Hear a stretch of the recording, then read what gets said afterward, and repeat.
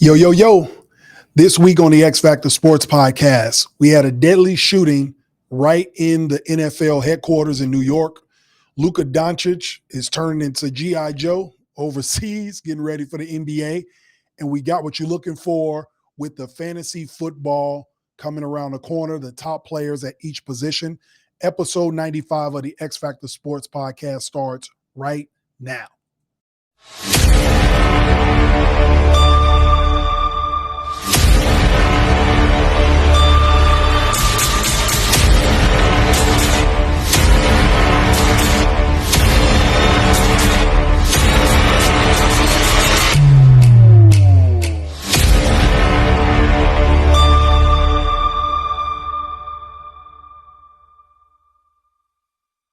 This is Jay Mondaine of the X Factor Sports Podcast, your boy, here on YouTube every Wednesday night. Be sure to like, share, subscribe, and follow the X Factor Sports Podcast on all platforms, all social media. You can check out the reels throughout the week, hot topics, hot takes, debatable clicks, whatever you want to call them. Also, anywhere you listen to podcasts. So Apple, Spotify, iHeartRadio, all the places you can hear podcasts. You can catch the X Factor Sports Podcast, all 95 episodes, and that's where we are today. So without further ado, let's go ahead and get into it with the quick news. And we're going to start with the NFL. All right, so Monday, there was a shooting inside of the NFL headquarters building, and 4 people, unfortunately, were killed. An off-duty cop was killed. And I read more into this story because I wanted to talk about it because it has some underlying things that relate to the NFL. So this guy had an ulterior motive, obviously, going into the building. Unfortunately, he went into the wrong part of the building and innocent bystanders' lives were taken. But he wrote a long, heartfelt letter about CTE, and he played sports. He played football throughout his life and talked about what CTE has done to his life, and he wants his brain to be studied once he ends his own life. He committed suicide as well. And trying to make a very, very big message to the NFL about what football is doing to people and what it's done to people's brains. It's crazy stuff. They shut down the office to let people work remote, but NFL has to get behind this. NYPD, they got to figure out what the problem is and what was going on with that. You know, there's a lot of news about the NFL trying to sweep things under the rug about CTE and concussion protocols. And on one hand, they are making the game safer with helmets. They're making the game safer with how they do special teams, kickoff returns, all these things. But there's still underlying effects that are in the dark about the effects of people that have died, for lack of a better term, because of CTE or because of concussion protocols and all that comes with that. So that's what happened in the NFL. Sad news. Unfortunately, lives were taken, and this underlining theme of CTE needs to be looked more into. So that's what's happening in the NFL outside of obviously trades and offseason acquisitions. That was a big story, so I wanted to touch on that and make sure y'all got that info.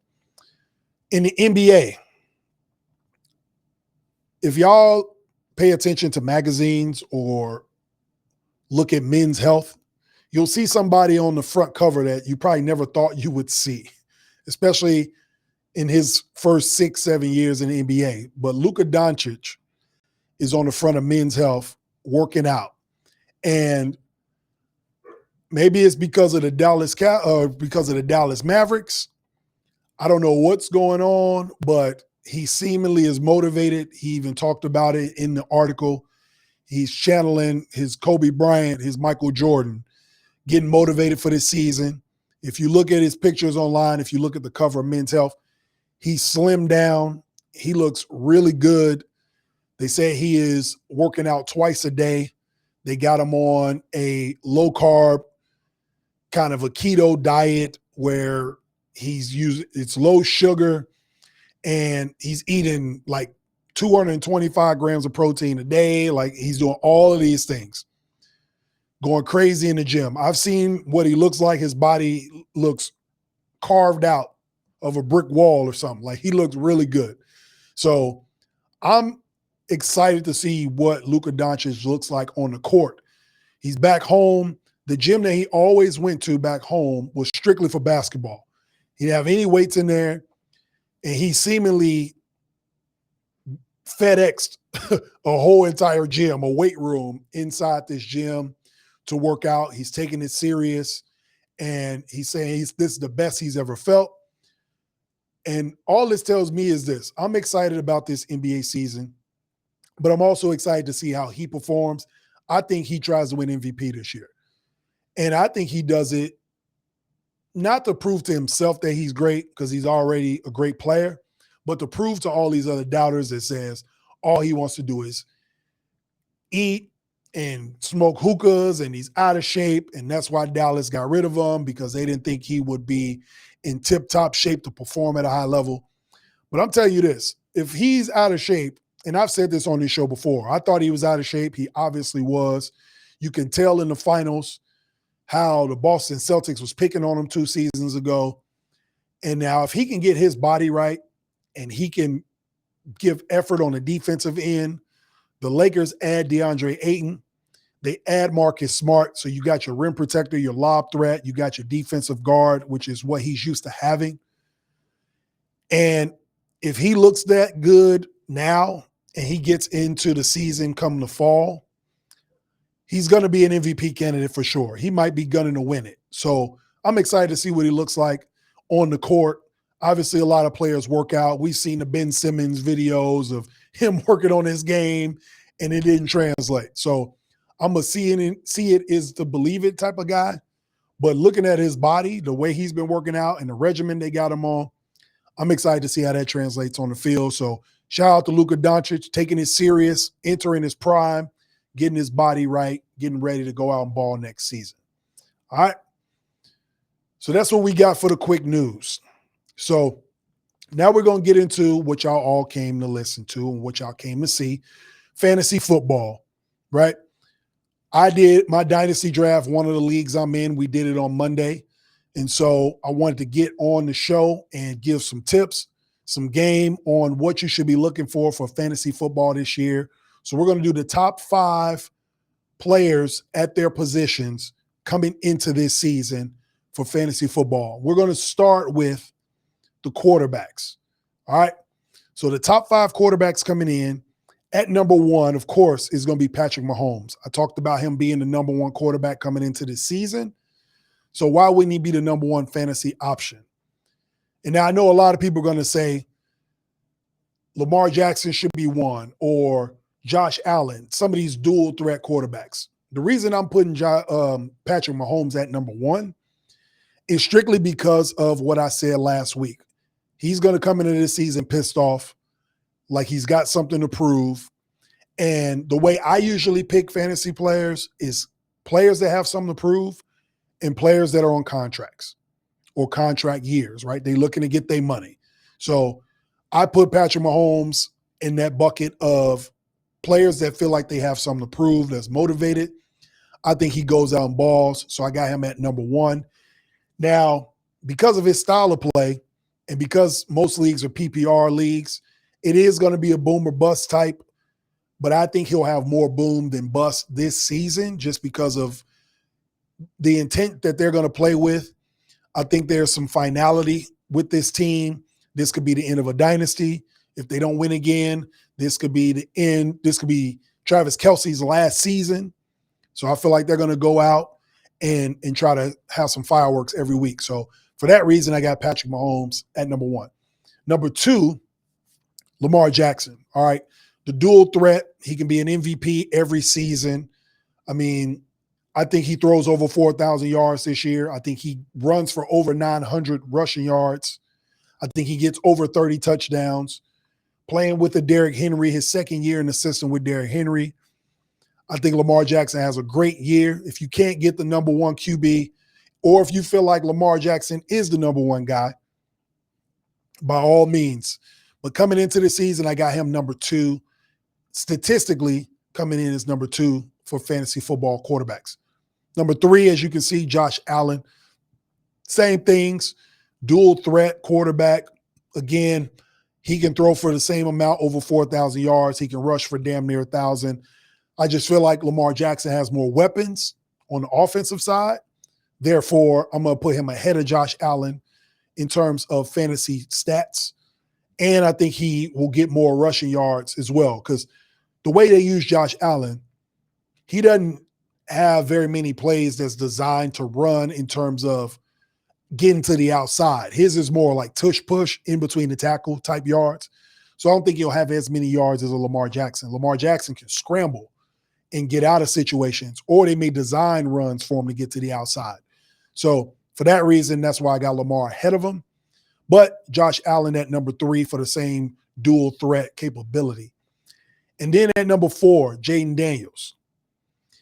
With adding Deebo Samuel to the offense, with Terry McLaurin coming back to training camp, right? The running backs that they have, I see him elevating his game to another level, especially after what he did last year. He surprised some people. So defensive coordinators make their money in the offseason. But I think the way this kid plays, his poise, mature beyond his years, if we're talking fantasy football, I would be looking at Jaden Daniels as a top 3 or top 4 quarterback to pick up this year in fantasy football. Again, elite arm, legs. He can do the dual threat thing like all these quarterbacks you see on here. And I just see upside in year 2. Then at number 5, Jalen Hurts. Now, some people may say why you don't have Joe Burrow, for the same reasons you would have a Patrick Mahomes. And he's got T. Higgins and Jamar Chase. We can only put 5 on here. It's a top 5 list. So just like people do they Mount Rushmores and then they try to put 5 in, Mount Rushmore has 4 heads on it, right? So this is a top 5 list for fantasy football. So that's why I got Jalen Hurts at 5. He's going to be consistent. If you ask me who's going to be the most consistent quarterback fantasy-wise, it's probably going to be Jalen Hurts. You know what you get from him every week. He's durable, week in, week out. He's going to give you multiple touchdowns. It may be run or pass. He's always eligible for a tush-push touchdown, so you're going to get a rushing touchdown.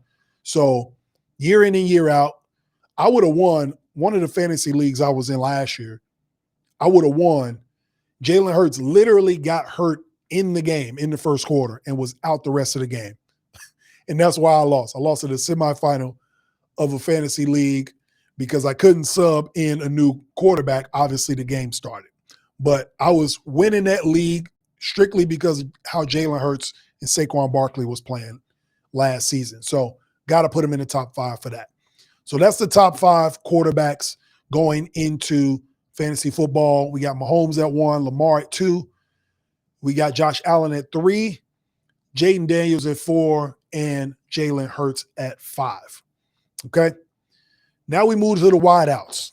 So your top 5 wide receivers coming into fantasy football at number 1. Some would argue that 1 and 2 are the best wide receivers in football. So you don't get an argument from me. They're interchangeable. I feel like Jamar Chase will have the upside this year at number 1 because of who's throwing him the football, right? When you got a guy like Joe Burrow throwing you the ball, he's liable to get 5,000 yards every year. And you can't really double team Jamar Chase because you got T. Higgins on the other side. So for that reason, you got the one-on-one threat of a Jamar Chase, the big playability of Jamar Chase, the speed of Jamar Chase. And he won the Triple Crown last year, right? For those who don't know what the Triple Crown is in football, as a wide receiver, that's when you have the most yards, the most receiving yards, the most touchdowns as a receiver, and the most catches, the most receptions. So Triple Crown winner last year. I think he comes back. He got his money. He got his running mate on the other side of him. Joe Burrow throwing on the ball. They probably feel like they probably embarrassed from last year, not making the playoffs. They may have something to prove too. I think Jamar Chase has a monster year. And because of that, I got to put Jettas at number 2, strictly because of who's throwing him the ball. J.J. McCarthy, a rookie. He sat last season because he was hurt. So this is, for all intents and purposes, his rookie season, his first year playing. And I think he needs to get acclimated. I don't know if Justin Jefferson is a number one wide receiver out of this top five strictly because of who's throwing him the ball. But because of his greatness, he will get all of the balls thrown to him and TJ Hockenson at tight end. So, and you can't forget Jordan Addison as well on the other side. But I got him at number 2, consistently going to get you 100 yards receiving every game. So, like I said, you can interchange these, but I give Ja'Marr Chase the edge because Joe Burrow's throwing on the ball. And that chemistry and that experience, Ja'Marr Chase will get more fantasy points than a Justin Jefferson will. And Justin Jefferson is more likely to get doubled and baited. J.J. McCarthy will get baited into bad throws. So it's just a lot that boils into being a wide receiver in fantasy football. You got to depend on the quarterback in their situation. So for that, I got Ja'Marr Chase at 1, Justin Jefferson 2, CeeDee Lamb at number 3. You can argue CeeDee Lamb is top 3 wide receivers in football. It's just a matter of health with the Dallas Cowboys. The offense usually isn't the issue. If they got a good offensive line, which they historically do, and Dak Prescott stays healthy, they usually get you 10-plus wins, right? With 10-plus wins means they're scoring touchdowns. CeeDee Lamb is the number 1 option, like y'all saw last year. High usage rate, especially if you're in a PPR league, you want a high usage guy because he's going to be in the slot. He's going to be on the outside. They're going to run sweep plays for him, all types of things. So you got to look for CeeDee Lamb as one of your top 5 guys coming into this season. At number 4, Puka Nacua from the Rams. With Cooper Kupp going up to Seattle, he is the clear-cut number 1 guy for Matthew Stafford. Yes, they have Devontae Adams as well. That will help. But at Devontae Adams' age and his career, I don't know if he'll necessarily command double teams. He'll definitely command a number 1 guy in some games, but Puka Nacua is the guy. He's younger. He is more athletic at this point in his career. He's not a better route runner than Tay, but at this point, for fantasy's sake, he will get more touches. He will get more looks his way. He's the more physical wide receiver. So look for Puka Nacua to have a breakout year if he stays healthy, and that's why I got him at top 5. And at number 5, Malik Neighbors coming into year 2. All right. The volume that he will get. Last year, as a rookie, he had 100 receptions. I think him and Brock Bowers had the record for rookies in receptions. So I only look to see him build on that, especially with Russell Wilson now with the Giants, the deep ball threat that everybody loves to see Russell Wilson throw. He is going to be the number 1 guy, Malik Neighbors. He wants to get better every year. I see him having a breakout sophomore season with a quality quarterback. He got 100 receptions with Daniel Jones throwing the ball to him. So imagine what he can get with Russ or Jameis Winston even if he comes in throwing on the ball. So that's what I got for wide receivers. We got Ja'Marr Chase at 1, Jettas at 2, CD at 3, Puka Nacua at 4, and the young boy Malik Neighbors at number 5. All right. Now we're going to slide over to the running backs. Again, this is PPR format. This is what I have as my top 5 coming into this season. Bijan Robinson for the Atlanta Falcons. The Falcons are going to surprise some teams this year. I'm not saying they're going to win the South, but I think they're going to win more games than people think they will. One, their schedule is going to be easy. They're going to have a light schedule based on what they had last year, right, and their record. I think they're going to surprise some teams with this offense. I think the rookie quarterback now in his second year, they got some continuity. You got Drake London over there and Bijan Robinson, the 2-headed monster, because they got Tyler Algier as well at running back. So I think Michael Penix Jr. coming into his second year, and Bijan Robinson will take some of that load off. I think he actually will catch some more passes out the backfield as well. So when we talk about volume and the way that offense is ran, no pun intended, he will get the ball a lot. All right. Targets, touchdowns, and carries.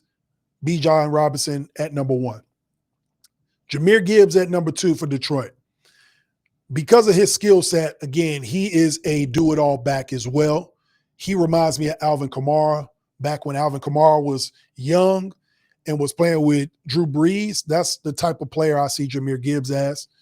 But with the new offense, I don't know what it's going to look like. Ben Johnson being gone, I don't know what they're going to do with his usage. They also have David Montgomery as well, so they kind of do the Sonic and Knuckles thing, thunder and lightning. So, but because of the youth and the speed, and they can use him all over the field, I got to have Jahmyr Gibbs at number 2. At number 3, Mr. 2,000 yards, the reigning offensive player of the year, Saquon Barkley. Feels like he's at home in Philly. He is your bell cow, your workhorse. He is the guy that will get all of the running done for you, especially behind that great offensive line that the Eagles have. And he's becoming a better receiver out the backfield as well. Also, he'll leapfrog over your head if you don't watch out. Saquon Barkley missed the video game, Madden 2026. I got him at number 3.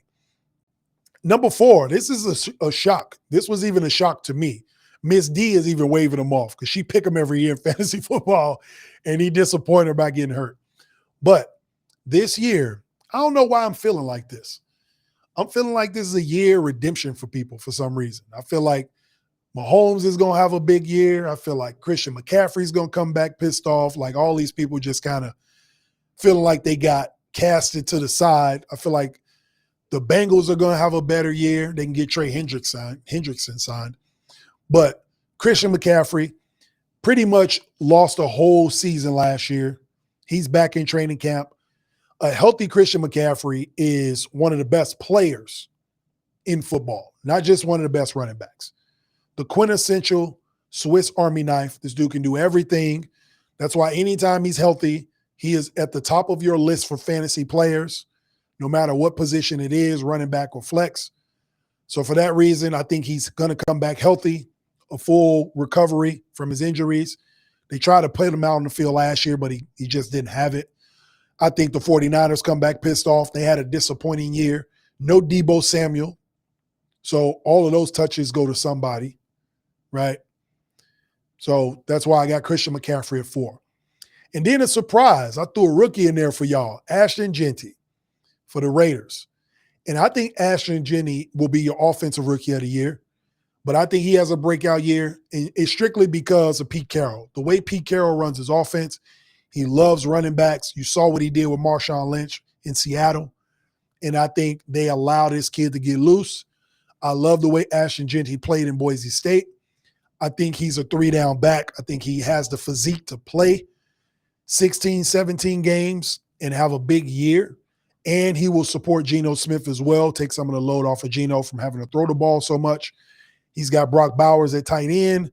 So I feel like with this offense and the way that Pete Carroll will run it, I got Ashton Jeanty, my offensive rookie of the year, and I got him number 5 coming into fantasy football. Might be a steal for some of y'all. I know some of y'all may say King Henry should be on this list. You know, David Montgomery even. You know, there's some other running backs out there that people can pick. I think that Ashton Jeanty would be a steal if you can get him in a fantasy football league this year.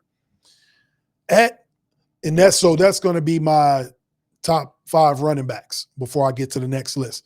Bijan Robinson, Jahmyr Gibbs, Saquon Barkley, Christian McCaffrey, and the rookie Ashton Jeanty from the Vegas Raiders. All right, then the last list. We got the top tight ends coming into this season for fantasy football. I just mentioned his name, Brock Bowers. Could be by the end of the season, he might be the best tight end in football, right? People probably didn't want to give him that love because he was a rookie last year, but he showed how dominant he was. Even when you knew the ball was coming to him, he still got it. So I think he only gets better. In a position like this at tight end, you only get better and better unless you get hurt. Like you can see all of the other tight ends that we have on this list had pretty good rookie years, and then they got better and better. A guy like Brock Bowers had a record-breaking rookie year, 112 receptions, almost 1,200 yards receiving at the tight end position. So when you talk about volume, when you talk about hands and getting the ball and doing everything from a tight end standpoint, I mean, he's cut from the same cloth as Travis Kelce, a wide receiver masquerading as a tight end, right, is what Brock Bowers is. That's what he's going to be for the Raiders. Again, for Pete Carroll to have that safety blanket for Geno, I think Brock Bowers is the number one tight end this season. Number two, Trey McBride had a breakout year last year. He led the position in targets, catches, and yards, and expected to get more TDs in 2025. So, again, if you talk about tight ends, he was damn near your Triple Crown winner at that position. So, the fact that Brock Bowers had similar numbers to him as a rookie tells you how good the tight end position is. It's in good hands. I think Trey McBride has another great year playing with Kyler Murray in Arizona. At number three, George Kittle. Again, with the departure of Deebo Samuel, I think this helps. Again, Brock Purdy is his safety blanket. You got a guy you can dump down to, a guy that can make plays up the field as well. Crafty, doesn't mind getting dirty, blocking, getting in the run game. So he does so much on the field. George Kittle at number three, again, just a utility guy. I've had George Kittle in fantasy leagues in recent years, and some games he'll give you 8-9 receptions for 88 yards. Again, if it's a PPR league, that's a great day. And then in your standard leagues, you're looking for touchdowns. He'll give you touchdowns every once in a while. But if you're in a PPR league, you can always rely on George Kittle. He's always going to be in on third downs. He's always going to be in the red zone.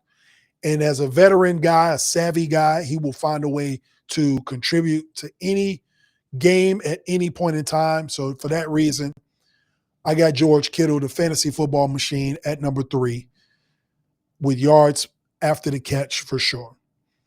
At number four, Sam Laporta from the Lions, again, is going to build on last year. And every week you can expect Sam Laporta to get you at least 85 to 90 yards. And Jared Goff loves throwing the ball to this guy. He's a red zone threat all the time. They got so many weapons over there, but Sam Laporta has been consistently good all the time when he's healthy. So I got Sam Laporta at number four. And then at number five, the reason that Sam Laporta is playing and the reason that TJ Hawkinson had to go to Minnesota is because of Sam Laporta. But I got TJ Hawkinson at five, right? Some young tight ends entering their prime. I know some people say, why Kelce ain't here? Kelce is at a point in his career where I don't know if the regular season really means much for him. I think he wants to stay healthy. I think he wants to ramp up and get to Thanksgiving, Christmas, around that time, because he knows that his team's going to need him to win Super Bowls. So I'm not a big proponent of players that are in their 10th, 11th, 12th year at a position when an elite position, unless it's a quarterback. So I don't want a 10, 11, 12-year wide receiver. I don't want a 10, 11, 12-year running back, obviously. I don't want a 10, 11, 12-year tight end. And it's not to say that they can't play. It's that there are so many more younger players that are entering their prime or looking for their money, that are going to play harder, that are going to play every week, right? So that doesn't take away from the greatness of Travis Kelce. But if we're talking about the top five tight ends coming into this year, you got to go with these five. And that's why I got TJ Hawkinson at number five. All right. The consistent red zone presence. Also, with JJ McCarthy as a rookie quarterbacks, they always got to go to old reliable. They got to have a check down. Who better than the hands of TJ Hawkinson to have it if you can't get it up the field to a Jordan Addison or to a Justin Jefferson? You got a safety blanket in TJ Hawkinson, one of the best in the league. That's why I got him at five. Just for the sheer red zone and the sheer volume he'll see with a young quarterback under duress. So that's my top five tight ends. We got Brock at number one, Trey McBride, George Kittle and then you got Sam Laporta and TJ Hawkinson. All right. So for fantasy football, you got to think of it like this. The players that get the most volume, right? So if you got players that are going to see the ball all the time, right? If you got players that are number one or number two options, if you got players that are in contract years, this is why I picked up Saquon a couple years ago in my dynasty league. I actually traded for him and ended up winning that dynasty league because I just had a bunch of players that either were looking for contracts or just got a big contract and they wanted to prove that they earned it. So think about it in those terms. Young guys that are entering their prime, so guys that are 25, 26 years old, veteran quarterbacks that are on good teams that have weapons, i.e. your Lamar Jacksons, your Patrick Mahomes, right? Your wide receivers that have another wide receiver on the other side that can take the pressure off. So you got your Jamar Chase because he's got a T. Higgins. You got your Justin Jefferson because he has a Jordan Addison. You got your Puka Nacua because he has a Devontae Adams. You see what I'm saying? Like, even if you like A.J. Brown, right, because he got Devontae Smith on the other side. I had A.J. Brown last year. He had a great year. So just always think in terms of strategy when you want these offensive weapons. Who's on the other side of them? You don't want to get a wide receiver that is by himself on an island. He's always going to get double teamed. He's always going to have the best cornerback on him, right? So you got to think strategically. If you can't get a Jamar Chase, you probably can get a T. Higgins in a 4th or 5th round. And that is a great investment. And he is still on a franchise tag. So he's still looking for money. So that's extra incentive to get a guy like that. So think about it that way. And then when you get to tight ends, like I just alluded to, tight ends that are good and getting into their prime and they play with young quarterbacks that always need to check down, need the safety blanket, right? Or teams that are looking for yards after the catch, like a San Francisco 49ers team, a Kyle Shanahan coach team. Think about systems like that. That's how you want to build a fantasy football team, right? Players that have a sense of urgency and players that will have the matchups week in and week out. All right, so y'all let me know what y'all think. Who would you pick and who are your top guys when we get to fantasy football this season? All right, cool. Again, the X Factor Sports Podcast, you can always catch us on YouTube every Wednesday night. We are on episode 95. So if you haven't liked, shared, subscribed yet, what's taking you so long? All right, we 95 episodes in. Let everybody know they can catch the X Factor Sports Podcast every Wednesday night. Also, all audio platforms, YouTube, music, Apple Podcasts, Spotify, iHeartRadio, Pandora, everywhere. Old jukeboxes, whatever you got, you can listen to podcasts. You can check us out. Okay? Before we get up out of here, we got to hit y'all with that 2-minute warning.